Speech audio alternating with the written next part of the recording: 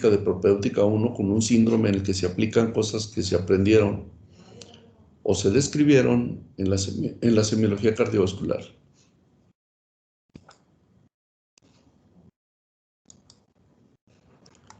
El último tema es el estado de choque.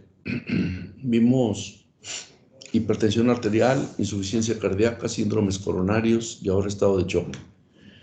El estado de choque, por definición, ahorita lo vamos estos son los temas: definición, clasificación, diagnóstico y omitan manejo. Eso no lo vamos a ver aquí, porque no es el propósito del curso. El propósito del curso es que aprendan a detectar a un paciente en condición de choque y que exploten los síntomas y signos que se les han enseñado en cuanto a frecuencia cardíaca, presión arterial, el tipo de pulso, etc.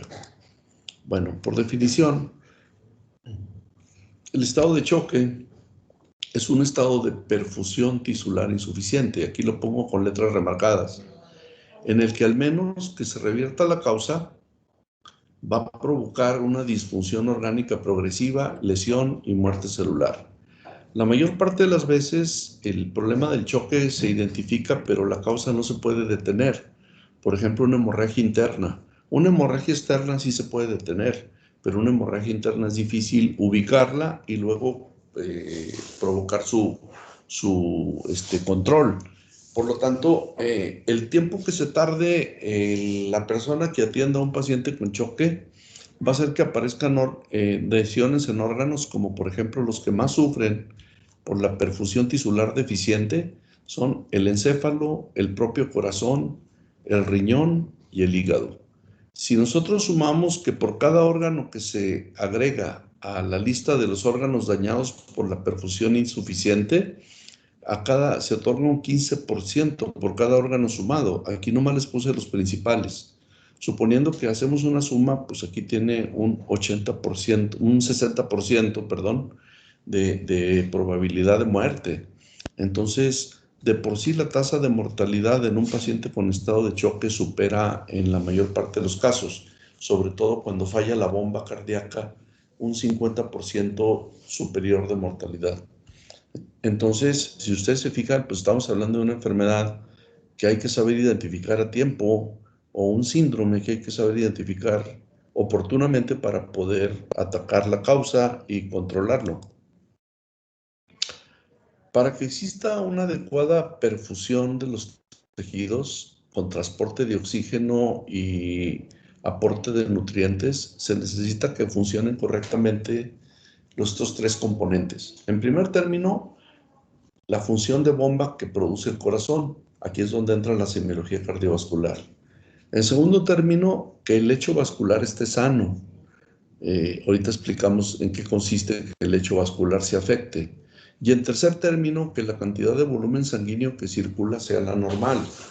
A grandes rasgos decimos que nosotros traemos circulando como volumen líquido extracelular circulante dentro de las arterias y venas una cantidad promedio para el género masculino de 4,5 litros a 5 litros de sangre.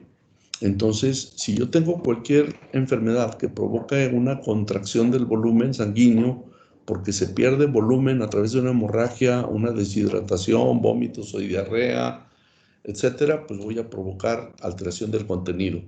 Si yo tengo un estado de anafilaxia en la que se produce un exceso de sustancias vasodilatadoras, como la histamina, la bradicinina, pues el paciente va a tener un incremento del lecho vascular y eso va a provocar que se secuestre volumen en los lechos distendidos.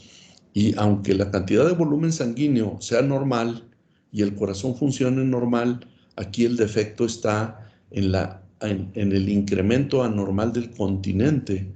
Es decir, los vasos sanguíneos, particularmente las venas y en menor grado las arterias, se vasodilatan y ahí se secuestra volumen que no circula.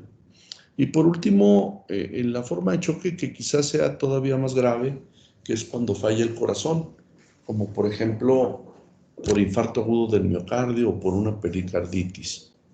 Pónganse abusados porque de aquí derivan por lo menos unas 3 preguntitas de examen, Por clasificación, pues, ya dijimos cuáles eran las tres partes que debían estar sanas para que la presión arterial y la frecuencia del pulso o frecuencia cardíaca se mantengan en un rango normal. Pero cuando por alguna razón nosotros nos topamos con que existe una disminución del contenido, se va a producir un estado de hipovolemia, ¿sí? Ya les dije, hemorragias activas, como hemorragias del tubo digestivo, hemorragias por traumatismo de tejidos, como fracturas femorales, de grandes huesos, que hacen que se pierda un alto volumen de sangre que se queda secuestrado en los tejidos blandos. En el hipovolémico por hemorragia digestiva, pues traducido en hematemesis o melena, en hemoptisis, en el caso de las bronquiectasias, por ejemplo, o en las lesiones cavernosas del pulmón. En todos esos, cuando se pierde sangre, ¿sí? O bien se puede perder otro líquido que no es sangre, como en el caso del vómito, la diarrea o las dos cosas combinadas. El otro caso es pérdida de líquidos. Entonces, el paciente va a haber reducido su volumen líquido circulante y con eso va a entrar en un estado de hipotensión, incremento compensatorio de la frecuencia cardíaca, y esas van a ser las manifestaciones principales de la aparición del estado de choque. En el caso del choque cardiogénico, que es una falla de bomba, aquí la causa, con mucho, la principal, es el infarto agudo del miocardio. Otras causas más raras que pueden ocasionar un choque cardiogénico pueden ser constricción de la masa miocárdica, como les expliqué cuando hablé de las estructuras del corazón, y lo pongo con letras más chiquitas, como el pericardio, que atrapa al corazón y no lo deja moverse por exceso de líquido pericárdico o por una pericarditis constrictiva, y entonces se produce una falla de bomba. Entonces, aquí ya hablamos del choque hipovolémico por deficiencia de volumen sanguíneo circulante, el choque cardiogénico y ahora el choque distributivo. En el choque distributivo hay una disfunción del continente, o sea, del lecho vascular. Esto pasa comúnmente en la sepsis, ¿sí? Como forma más grave de choque distributivo, el choque séptico por una infección severísima. Y la otra cosa que lo puede provocar con cierta frecuencia puede ser la anafilaxia, por liberación de factores vasodilatadores que se llaman vasoactivos, como la histamina o la bradicinina. Anafilaxia. Y por obstrucción al flujo del continente, por ejemplo, la tromboembolia pulmonar. Ahorita el resto de las diapositivas están dedicadas a hablar un poquitito de cada uno de ellos. La tromboembolia pulmonar es que existe volumen correcto, que el corazón está intacto, que el lecho vascular está normal, pero algo obstruye el paso de la sangre desde una cavidad ventricular, por ejemplo, hacia la circulación pulmonar. Este es un hecho también bastante común y ahorita vamos a ver de dónde deriva. ¿Hasta aquí alguna duda o pregunta?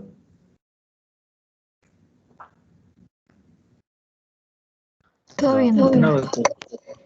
Bueno, del choque hipovolémico, la principal causa de hipovolemia son hemorragias.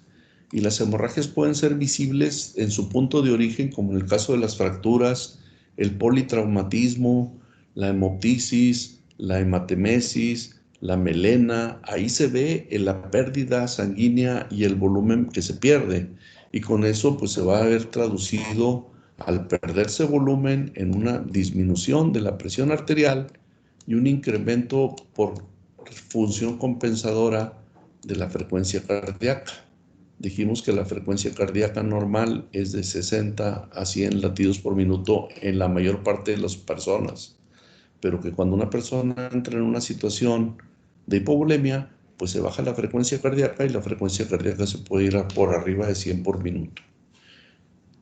Otras causas de hipovolemia pueden ser, sin involucrar a la sangre, la depleción de fluidos, como por ejemplo en el caso particular de las pérdidas por vómito, por diarrea, por sudoración, ¿sí? Y a veces esa pérdida de líquidos no es aparente, pero por ejemplo una persona se puede chocar por secuestrar líquido en cavidades virtuales, como por ejemplo a nivel del espacio pleural o del espacio peritoneal. La pérdida real de fluidos aquí es básicamente pérdidas de líquidos visibles a simple vista por vómito, diarrea o sudoración intensa, o la combinación de las tres cosas, ¿sí? Por fisiopatología, ¿por qué disminuye la frecuencia cardíaca y por qué aumenta aumenta la frecuencia cardíaca y disminuye la presión arterial? Si existe un estado de choque, paso número 1 es que el flujo sanguíneo hacia los lechos capilares en diversos órganos está controlado por las arteriolas. Las arteriolas, acuérdense que tienen esfínteres precapilares. La liberación de catecolaminas durante una hemorragia, por ejemplo en un choque hipovolémico, va a causar un aumento generalizado del tono vascular. ¿Por qué aumenta el tono vascular cuando hay una pérdida hemorrágica? Porque entonces se va a desviar sangre de los lechos que son menos importantes, como los lechos de irrigación de la piel, hacia órganos que no pueden permanecer mucho tiempo con bajo volumen sanguíneo. Ábrese de cerebro, corazón, riñones particularmente, y entonces esta función de alteración de los flujos sanguíneos que se van hacia los tejidos es al principio compensadora. Ahora, cuando estos cambios compensadores hacen que exista una liberación de catecolaminas para producir contracción del lecho vascular, se incrementa la frecuencia cardíaca y eso produce una resistencia vascular sistémica pulmonar, y que es donde les digo de los lechos cutáneos, pero va también a producir un aumento de la contractilidad miocárdica, tratando de compensar la baja de presión, la disminución de la presión arterial por la hipovolemia producida por una hemorragia. Entonces, el siguiente paso y último es una redistribución del gasto cardíaco y del volumen sanguíneo. Hasta aquí estamos hablando de qué ocurre en forma normal y compensadora. Por pérdidas en cualquier nivel. Puede haber pérdidas obstétricas, por ejemplo, en una placenta que se desprende previamente. Puede haber un embarazo ectópico que se rompe y ahí yo no veo la hemorragia, pero la hemorragia se está produciendo y acumulando en un punto oculto en la pelvis a nivel de los anexos genitales, o entre la placenta y la pared del útero, o también puede haber hemorragias tan visibles como las que les he escrito hasta ahorita en forma muy reiterada, que es la de las pérdidas digestivas por hematemesis o melena, ¿sí? Entonces, esto es lo que ocurre como un fenómeno compensador ante una pérdida volumétrica sanguínea. La etiología pasando a otro tipo de choque, que es el cardiogénico, es que se produce afectación miocárdica, o bien existen complicaciones mecánicas que impiden que el ventrículo se llene y que el ventrículo bombee una cantidad suficiente de sangre. Aquí la falla de afectación miocárdica es en el volumen de expulsión o en el volumen de eyección, y esta es la denominada falla de bomba, ¿sí? Por ejemplo, en un paciente que se infarta en la pared anterior, tiene la parte que más funciona para expulsión del volumen ventricular es la pared anterior del corazón. En cambio, cuando el paciente sufre complicaciones mecánicas como que las envolturas del pericardio, ¿sí?, se vuelven gruesas, y eso impide que de alguna manera los ventrículos se llenen convenientemente en la diástole porque el corazón está comprimido adentro del pericardio, pues entonces el volumen líquido que entra a los ventrículos va a ser un volumen menor. Eso es un factor mecánico como el de la pericarditis constrictiva. Cuando se trata de un infarto agudo del miocardio que afecta la pared anterior del ventrículo izquierdo, con una necrosis que es superior al 40%, por ejemplo, una lesión de la arteria coronaria descendente anterior, puede provocar que el paciente entre en choque por falla de bomba debido a disminución de la eyección de volumen cardíaco, porque el corazón está lastimado o aturdido. La mortalidad de un choque cardiogénico es muy alta. Si ya dijimos que por cada órgano que participa se van sumando un 15% de probabilidad de muerte, El puro choque cardiogénico sin que involucre a otros órganos puede tener una mortalidad tan alta como el 70%. ¿Por qué? Por la importancia en la circulación que tiene el corazón, en primer término. Y en segundo término, porque vamos a decirlo así, los medios terapéuticos para sustituir una función deficiente del corazón solamente se tienen en algunos centros muy especializados de atención médica. Por ejemplo, los balones de contrapulsación, la circulación extracorpórea, la trombolisis, el cateterismo cardíaco, que puede hacer que se recupere parte de la pared ventricular y que poco a poco se vaya recuperando la función de bomba del corazón. Entonces, este tipo de choque es de los de más alta mortalidad, porque un choque hemorrágico, una vez identificado en un hipovolémico, la causa de una hemorragia o pérdida de líquidos, pues frenamos la causa y el paciente tiene un alto potencial de recuperación. Pero aquí dependemos de muchos factores para poder ayudar al enfermo en el cardiogénico. Entonces, de los 4 choques que dijimos ahorita, que era el hipovolémico, el cardiogénico, el otro que viene siendo el distributivo y por último el mecánico obstructivo, vamos en 2. Aquí está el paciente con un infarto agudo, cómo se toma el área precordial, a veces con el puño. El paciente, la principal causa, grábense esto, ¿sí? Hay muchas causas por las que las coronarias se pueden tapar, pero la principal razón por frecuencia es la ateroesclerosis, ¿sí? Esa es la que produce una obstrucción progresiva del lumen de las arterias coronarias y puede producir con más frecuencia un fracaso funcional que va a provocar una extensa zona de necrosis del corazón. Aquí no estamos hablando de la pared anterior del corazón, aquí estaríamos hablando de la cara diafragmática. Y esa, más que produce otro tipo de complicaciones diferentes.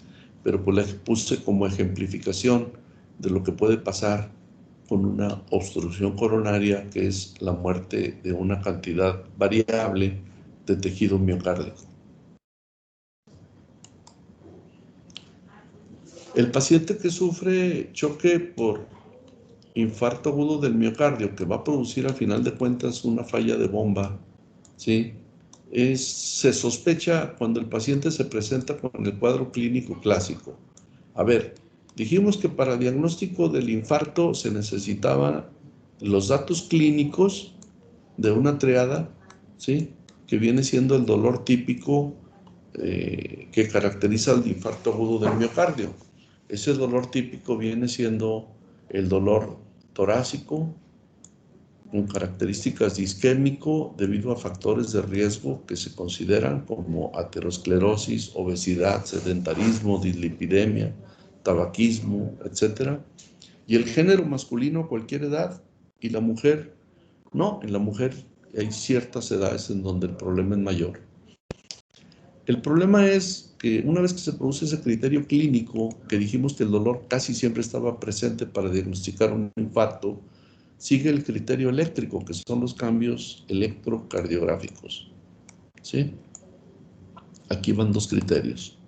Y un tercer criterio, que son las alteraciones bioquímicas producidas por liberación enzimática debido a destrucción de tejido muscular. Aquí entran, pues en forma convencional, en cualquier hospital institucional, la CPK y su relación con la proporción de CK fracción MB,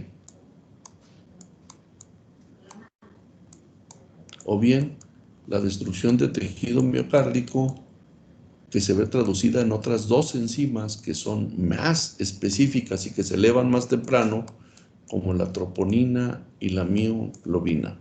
Ya todo esto lo vimos cuando hablamos de los síndromes coronarios, pero no está por demás, dado que es la última clase teórica, que lo recordemos, ¿sí? Y la mioglobina. Estas que puse aparte, las pongo así como que con un asterisco, son las que se detectan más temprano y son más específicas de daño miocárdico, ¿sí? Por lo tanto, pues esto tiene mucha importancia. Los 3 criterios para diagnosticar con certeza a un paciente que se infarta, pues aquí nomás está descrito el dolor con irradiaciones típicas hacia el cuello, hacia el miembro torácico izquierdo y rara vez hacia el epigastrio, de inicio súbito, que no cede con el que se entra con el ejercicio, pero que dura más de 30 minutos sin ceder, al hospital. Ese paciente no debe esperar en la calle o en su casa, ¿sí? Bueno. El choque distributivo, que es el tercer tipo de choque, generalmente es producido por sepsis, debido a que las bacterias y sus toxinas hacen que se provoque un estado de vasodilatación y un secuestro importante de volumen sanguíneo dentro de las arterias y las venas, que disminuye lo que llega al ventrículo derecho.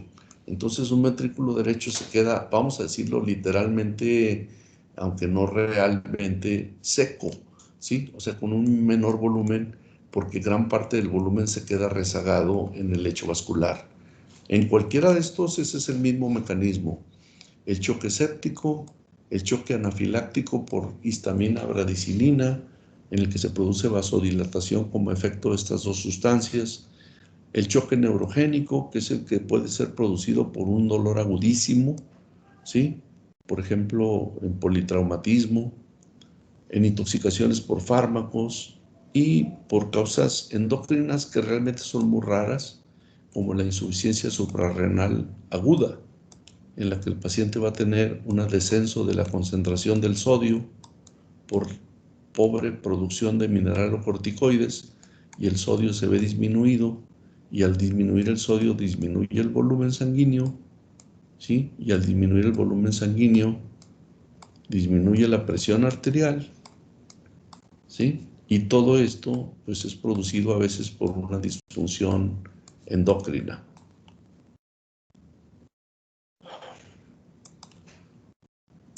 Y por último, el choque obstructivo. Esos que dejé al último, como el séptico, que es distributivo, o el anafiláctico, pues con mucho son menos comunes y rápidamente pueden revertir con un buen manejo el anafiláctico y el neurogénico. El séptico no. El séptico necesitamos encontrar la causa de la sepsis y controlarla para poder hacer que revierta poco a poco la disfunción vascular y el problema no se transforme después en una disfunción orgánica múltiple que aumenta la mortalidad 15% por cada órgano que participa, ya lo he dicho muchas veces. El choque obstructivo generalmente es una obstrucción de tipo vascular, ya hablamos del taponamiento cardíaco, ¿sí? Y el tromboembolismo pulmonar, que es el que más me interesa que lo veamos, porque no lo vimos en respiratorio. Aunque es un fenómeno de obstrucción súbita y de un volumen importante o del lumen de la arteria pulmonar, vale la pena mencionar cuáles son los factores que lo producen y que a final de cuentas se ve traducido en choque. Una causa rara son los tumores mediastínicos y otro el aumento de la presión torácica, intratorácica, como en un neumotórax a tensión, que hace que se colapsen los lechos vasculares de la vena cava superior e inferior y disminuye el retorno venoso hacia las cavidades derechas. Aquí está la fisiopatología de la tromboembolia pulmonar. Esta sí me interesa discutirla ahorita porque es una de las formas que frecuentemente se sospecha poco, pero que ocurre con demasiada frecuencia. Casi siempre una tromboembolia viene de un lecho vascular que tiene líquido secuestrado en una vena deficiente, que está con pérdida de función de las válvulas venosas, con una dilatación venosa, con secuestro de volumen en un segmento de la vena, que puede ser, por ejemplo, de aquí a aquí, que forma una columna que se hace un coágulo y que al desprenderse súbitamente va a viajar a través de las venas hasta llegar a alojarse en el ventrículo derecho. Una vez que un coágulo viaja por el sistema venoso al ventrículo derecho, el ventrículo lo expulsa hacia la pulmonar y dependiendo del tamaño del coágulo, el coágulo puede obstruir totalmente el lumen de la arteria pulmonar. ¿Sí lo están viendo? Sí, doctor. Bueno, y con eso, si no llega volumen sanguíneo por un coágulo gigantesco como este que se ve aquí, que en la gran mayoría de los casos viene de las venas de las piernas, en las venas varicosas, ¿sí? O las venas lesionadas por traumatismos como fracturas y lesiones de tejidos blandos, o en cirugías pélvicas, en las que se cortan vasos de gran volumen y que también hace que haya formación de coágulos en los vasitos que se ligaron. A partir de cualquiera de esos sitios que son vasos tributarios de la vena cava, se pueden venir coágulos gigantescos que acaban en el ventrículo derecho y luego que en el ventrículo lo bombean la sístole y se quedan atorados aquí en la raíz o en el tronco de la pulmonar. Y al quedarse atorados ahí, pues van a impedir que el volumen sanguíneo se filtre hacia los pulmones y entonces no va a haber sangre que llegue al ventrículo izquierdo. Y si no hay sangre que llegue al ventrículo izquierdo, pues entonces va a haber una eyección deficiente y una perfusión tisular sistémica baja, deficiente. Entonces, hay muchos mecanismos de sospecha, de visualización por exploración física para pensar en la principal causa de desarrollo de una embolia pulmonar, que es revisar las piernas de los pacientes. Digo las pacientes de preferencia porque esta es una enfermedad que es mucho más frecuente en la mujer que en el hombre. Sin embargo, no quiere decir que el hombre pueda tener o no problemas a nivel de la circulación venosa. Un paciente que tiene factores diferentes a enfermedades venosas con formación de coágulos o enfermedades por formación de coágulos en el lecho pélvico cortado en una histerectomía o en una cesárea, etcétera, puede de alguna manera tener otros factores, como por ejemplo algunos síndromes raros como síndromes de hipercoagulabilidad o reducción del volumen sanguíneo circulante que hace que haya más adherencia en los eritrocitos y riesgo de la formación de coágulos a nivel de las cavidades derechas. Pero por mucho, la causa más común de la embolia pulmonar viene de las extremidades inferiores y en menor caso de la pelvis. Otra causa, aparte de la insuficiencia venosa, pueden ser los traumatismos con lesión muscular y esquelética de las extremidades, la postración prolongada por enfermedades vasculares cerebrales o por inmovilidad por cuestión ortopédica o traumatológica, y todo eso favorece que se queden moldes de sangre en las venas periféricas que después vienen a viajar a la circulación a través de la cava, llegan al ventrículo derecho, por lo que he estado diciendo repetidamente, y luego, dependiendo del volumen del coágulo, pasar a través de la pulmonar o atorarse en la propia pulmonar y producir una muerte súbita, o bien pasar el tamaño del coágulo hacia uno de los pulmones y provocar una lesión parenquimatosa pulmonar de una extensión variable dependiendo del tronco pulmonar que se haya visto afectado. Pero volvemos al hecho original de que se produce un estado de choque porque esa sangre ya no va a pasar convenientemente del pulmón después hacia el ventrículo izquierdo y el volumen que se transmite hacia los tejidos periféricos está sensiblemente disminuido. En el choque por taponamiento cardíaco, ya lo hemos puesto antes, ya dijimos que el aumento del grosor del pericardio puede provocar una presión sobre el músculo miocárdico, impedir su llenado en la diástole y hacer que el volumen que el corazón expulse sea menor. Entonces aquí el volumen que llega al ventrículo izquierdo es poco porque no se relaja en diástole y cuando viaja por la aorta para surtir a la circulación periférica, pues viaja a un volumen reducido y eso pues va a producir disminución de la tensión arterial y fenómenos compensatorios como incremento de la frecuencia cardíaca y vasoconstricción de los lechos menos importantes como la piel.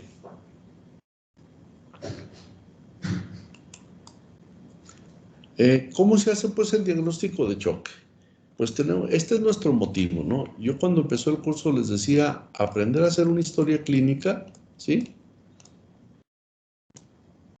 Ya les había propuesto que hicieran una historia de un familiar por equipo, ¿sí? Algún familiar que de alguna manera colabore para que se haga una historia y la historia me la suban a los archivos, busquen el machote ese de las historias clínicas que nos ayuda a hacer todas las preguntas, que es el del hospital universitario. Sí, pues a mí me hubiera gustado en todo caso verlos, cómo interrogan, pero pues es muy difícil ante un paciente real por la situación de la pandemia, de que ustedes no están vacunados, de que una buena parte del personal todavía no completa su vacunación en el hospital. Entonces, esos fueron los factores que retrasaron esta posibilidad. Pero bien, hacer una historia clínica implica hacer anamnesis y exploración física. Para diagnosticar un estado de choque, la anamnesis es qué fue lo que ocasionó la pérdida de volumen, la obstrucción del llenado ventricular, la distribución anormal del flujo sanguíneo por secuestro en las venas y en las arteriolas, o bien la tromboembolia pulmonar. Pues para eso necesitamos preguntar y tenemos que andar buscando intencionadamente cuál fue el factor desencadenante del estado de choque. Un dolor precordial, un foco infeccioso evidente, en el caso del choque séptico, la administración de medicamentos que causaron el choque, la pérdida de volumen líquido que no es sangre, como en los vómitos, y traumatismos múltiples, etc. Tenemos que saber qué condicionó ese estado físico que produce un aumento de la frecuencia cardíaca y una presión arterial disminuida como datos clave, ¿sí? La exploración física general, pues hay que fijarnos en el nivel de conciencia del paciente. Si el paciente puede colaborar y decirte que vomitó sangre o que evacuó de color negruzco ya en forma abundante por varios días antes de llegar al hospital. Si tiene algún tipo de focalización neurológica, estados de inconsciencia, pérdida de movimiento en la mitad del cuerpo de uno u otro lado, alteraciones de coloración y temperatura de la piel, presencia de lesiones cutáneas o alteraciones circulatorias venosas, etc. Aquí entra, pues, a grandes rasgos, la apreciación de un clínico en la búsqueda de la causa de un estado anómalo, grave, que implica una participación rápida y acertada del médico o del equipo de salud para corregir un estado que tiene una mortalidad muy alta, que es el síndrome del estado de choque. Y bueno, en forma muy general, dijimos que los diagnósticos más sencillos eran diagnósticos topográficos, diagnósticos sindromáticos, luego sigue diagnósticos nosológicos, ¿sí? Y luego diagnósticos etiológicos o diagnósticos histopatológicos. Todo eso se va haciendo cuando tenemos más elementos de prueba que nos permiten llegar hasta la parte íntima más última de la lesión tisular o orgánica que provocó una enfermedad. En el caso de un diagnóstico sindromático es un diagnóstico muy general. Yo sospecho que un paciente tiene un estado de choque cuando una medida que se calcula, que se llama PAM o TAM, que es presión arterial media, es menor a 60 milímetros de mercurio. Con eso no alcanza perfusión renal y el paciente va a tener oliguria. Si la presión arterial sistólica es menor de 90, por ejemplo, si un paciente me llega con 80-40 de presión al servicio de urgencias, pues es un paciente que va con una presión francamente baja, ¿sí? Y cuando la presión es baja, el cuerpo no va a andar desperdiciando líquido con la producción de orina y entonces podemos caer en oliguria. Entonces, y fijarse a nivel sistémico qué órganos están sufriendo. Por ejemplo, la falta de producción de orina, el incremento de la frecuencia respiratoria, la aparición de enfermedades como síndromes coronarios agudos o isquemia miocárdica traducida en cambios eléctricos, en alteraciones bioquímicas y en un síntoma típico de dolor precordial.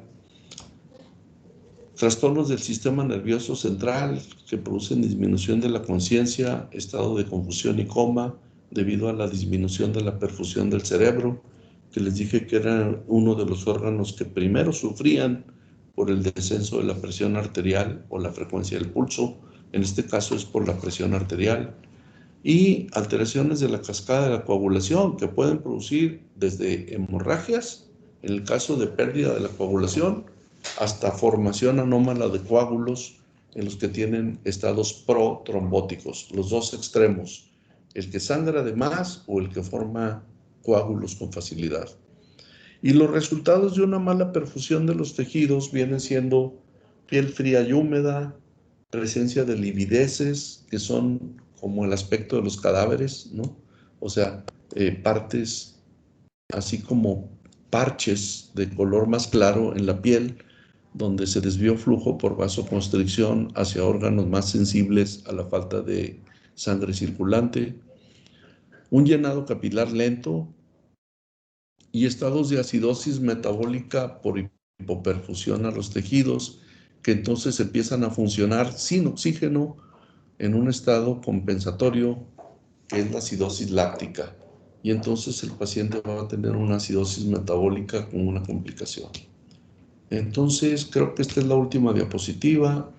Y pues, si ustedes se fijan la importancia de la fisiología en entender los fenómenos progresivos que se producen en los pacientes cuando ocurre una caída de la presión arterial. Me equivoqué, todavía está esta diapositiva, es la última. Si el choque que se sospecha es el choque hipovolémico, hay que objetivar cuál es el sitio donde se perdió sangre, traumatismos severos, extensos, una hemorragia digestiva, antecedentes de pérdida de volumen que no es sanguíneo, como en el caso de diarrea o vómitos, y pues debe haber como recurso inmediato compensatorio por parte del organismo que no quiere desperdiciar sangre en órganos que resisten más, palidez y frialdad de la piel. En un choque cardiogénico, pues ya les dije, es el dolor precordial típico, excepto en los diabéticos que a veces, en rara vez, pero se infartan sin dolor, ya se los he dicho. Sí, pero no quiere decir que todos los diabéticos se infarten sin dolor, muchos sí se infartan con dolor. ¿Sí? Hay alteraciones en el electrocardiograma, cambios enzimáticos y pues la percepción del estado de choque a través de disfunción de bomba que produce estancamiento de la sangre en los pulmones y aparición de estertores, y al igual que pasa en el hipovolémico, la piel sufre porque se desvía sangre desde lechos que resisten más la falta de circulación hacia lechos que son más sensibles, como el encéfalo, el corazón y los riñones. Y por último, el choque distributivo, en el que más nos importa es el choque séptico, aunque ya dijimos que también existía el anafiláctico, en el que hay que reconocer dónde es el punto de partida de la enfermedad infecciosa. ¿Sí? Y en esta fase, el choque distributivo, a diferencia de estos en que la piel se observa fría y húmeda, en la primera fase de un choque distributivo tipo séptico, hay fiebre y la piel está caliente, ¿sí? Húmeda, pero después brinca a una segunda fase que es una fase fría, que es la más tardía, en la que se produce el mismo efecto sobre la piel que pasa en los otros dos tipos de choque. Y por último, el choque anafiláctico, que es por exposición a alergenos del ambiente o a sustancias a las que el paciente resulta sensible, como alimentos, antibióticos, analgésicos, etc. Y el paciente va a cursar primero con broncoespasmo, con edema de la laringe o edema faríngeo con accesos de tos seca, lesiones cutáneas generalizadas tipo urticaria, angioedema, que es el edema de los párpados y los labios, y al último, pues el estado de choque por vasodilatación arteriolar y venosa. Entonces, este es un choque en el que el volumen es normal, pero el continente del volumen, que son el lecho vascular, está perturbado o alterado.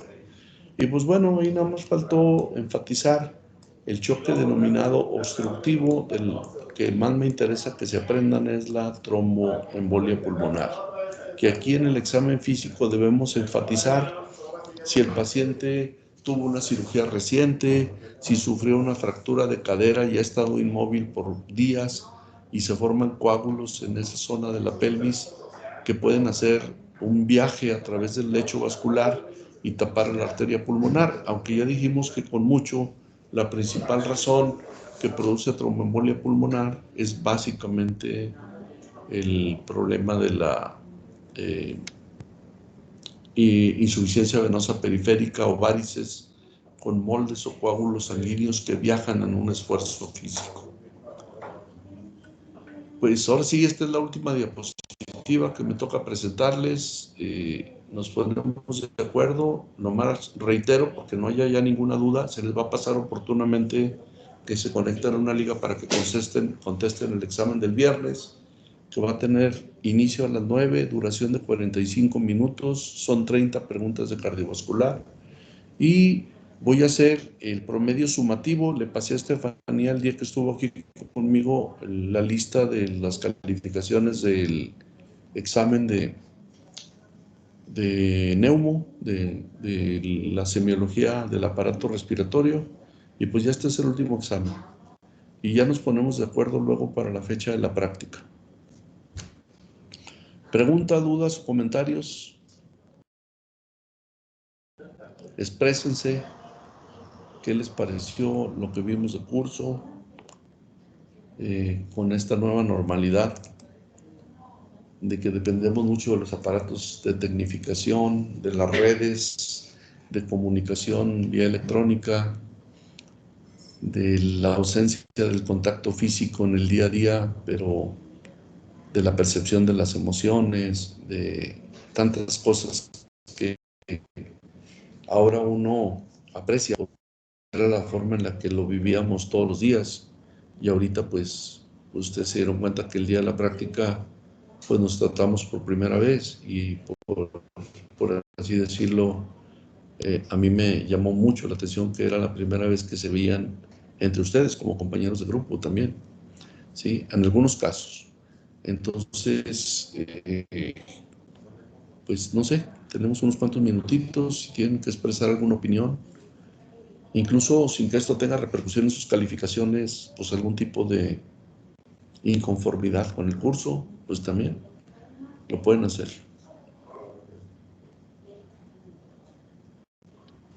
Pues yo creo que a pesar de la modalidad, sí logramos aprender bastante con el curso y incluso pues se aprecia mucho pues la iniciativa y el esfuerzo de reunirnos a practicar, que pues sabemos que sí es bastante importante. Bueno, pues yo agradezco tu comentario. Te juro que la verdad es que a veces siento ya la necesidad de dejar de hacer esto. Son ya prácticamente 40 años como profesor en distintos niveles, en enfermería, en preparatorias, en medicina, ya 27 años. Y pues no sé, hay días en los que de repente me pongo a dudar si lo que hago es correcto o incorrecto, pero pues bueno, lo que sí les aseguro es que es con la mayor de las honestidades y con el deseo de tratar de transmitir conocimientos útiles. No sé si se logre o no.